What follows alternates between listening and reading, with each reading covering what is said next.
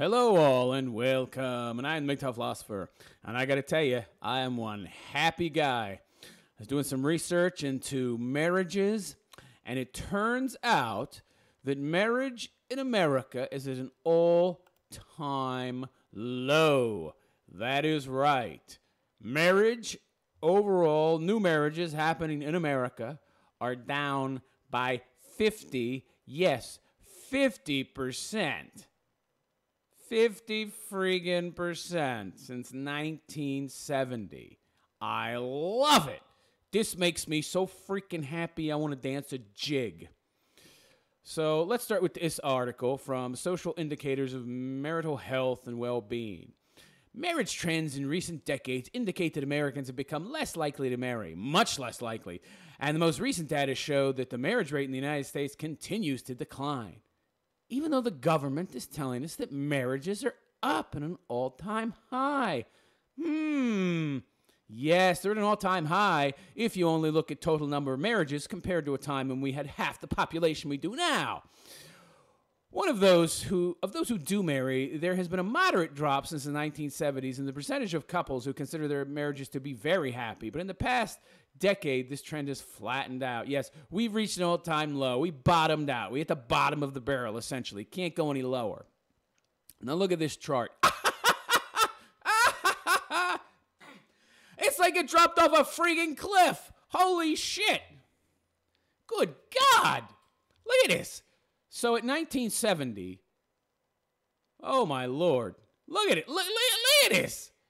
Holy crap. It's like a... It's like a roller coaster. When the roller coaster goes up to the very, very top and then it drops down, it's like whoosh. We have used the number of new marriages per 1,000 unmarried women aged 15 and older rather than the crude marriage rate of marriages per 1,000 population to help avoid the problem of compositional changes in the population. That is, changes which stem merely from there being more or less people in the marriageable ages, meaning lots and lots of people coming from outside the country, and also lots and lots of people who are already married entering the country that end up being counted. So let's take a look at these numbers, shall we? 1970, 76.5. 2008, 37.5. That's like a drop of more than 50%. Holy shit. That means that people getting married in America has dropped more than 50%. Bottom line, base number, can't cook it. This is the reality. This is the reality that they try to hide from you, and then they try to take all these numbers and then cook them to make you think that there is not a problem with the number of people getting married, when it is a tremendous problem. If this trend continues within the next 50 years, nobody will be getting married. We can only hope. I love it. Now, this graph shows percentages of all persons age 15 and older who were married by sex and race from 1960 to 2008. So, we'll start with black males. Well, it was 60 in 1960, and today it's 36.7. Holy shit. Was that a drop of about 40%? Good Lord. Then we'll take a look at the white males. It was about 70.2. Now it's 56. Good Lord. So we're able to essentially indoctrinate the white people better, it would seem. For white females, 66.6. Now it's 53. Jesus Christ. Black females. Oh, look at this number. Holy crap. It was around 59.8. Now it's 29. So it's dropped more than 50%. A number of of married people that are black women, so it's dropped tremendously. Good Lord.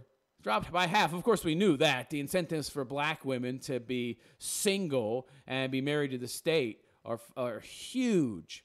Yeah, drop the black daddy. Have your kid raised on welfare. Good Lord. Then we have percentage of persons aged 35 to 45 who were married by sex. Oh my God, these numbers are unbelievable. So for males, it was 88%. Now it's 65. And for females, it was 85, and now it's 65, which is even less than the males. Whew, good Lord. Crazy. Then we have the percentage of married persons age 18 and older who said their marriages were very happy. The people that were married, of course. So the guys, it's down, but not by a lot. What, 6% or so? You know, they lie, of course. They're very unhappy. And for women, 66, 59. Oh, women are much less happy than men used to be. Look at this. Look at the difference. What is that, difference of 4%? 4.5%? Jesus. So men are happier. So feminism was supposed to make women uber happy. They were just like to be so much happier. But look at this. They're not very happy anymore. They're less happy than they were. This is proof that feminism is a failure. Because if feminism was supposed to be this great success, wouldn't this number be way, way up there, like near 100%? But it's actually gone down. Feminism failed, you dumb cunts. Americans have become less likely to marry. This is reflected in a decline of about 50% from 1970 to 2007 in the annual number of marriages per 1,000 unmarried adult women. Much of this decline, it is not clear just how much, results from the delaying of first marriages until older ages, or the fact that people don't want to get married because it's a bad deal. The median age of first marriage went from 20 for females and 20 for females in 1960 to about 26 and 28 respectively in 2007, and right now it's around 30 for both of them. Other factors accounting for the decline are the growth of unmarried cohabitation, a small decrease in tendency of divorced persons to small tendency. Oh, what a misrepresentation. Even when they show you these numbers, they try to cook them by telling you this narrative that's disinformation. Unbelievable. So the top number is the one you want to look at, the cliff drop. This is the overall number. Forget all the other bullshit. Look at it. Look at it. Marriage was at an all-time high, actually, at 76.5. And now it dropped to 37.4. So that's more than 50%. It was about a 51% drop in the number of actual marriages happening. And you're saying, but wait a second. I've seen the number of married people. It's like 50% more than it was in 1960. So you're wrong, MGTOW philosopher. You're wrong. Marriages are at an all-time high. You're a moron. Let's look at some other numbers for me to prove you wrong, dummy. Now, first, let us take a look at the United States population in 1960, shall we? This is pre-third wave. In the middle range, second wave feminism. Feminism is hit, but it hasn't gotten super crazy, uber crazy. So let's look at the total population in America. Total population in America in 1960 was 179 million. I'm also using these numbers because this is pre-third wave feminism, and in 1970 it's where it dropped off a cliff. So 1960 is a good starting point. America still had traditional American values. Women were more or less still women. So it's a good place to start. So total population in 1960 was 179,323,175. Now, another website claims that it was in 1960 186,176,000. I'm going to trust Wikipedia more than whatever this other one was. So let's round it up and say 180 million, okay? So population in America, 180 million in 1960. Okay. We've now defined the population in 1960. We can agree upon that.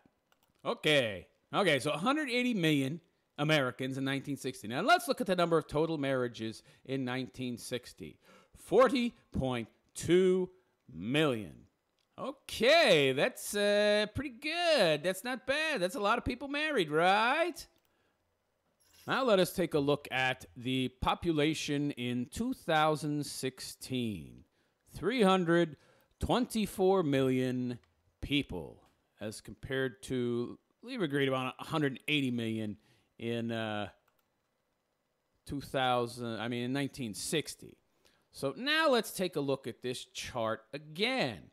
60 million married couples. So that's, what, 120 million people? So 60 million married couples as opposed to 40 million married couples in 1960. So you say to yourself, oh, wow. So You're wrong, MGTOW philosopher.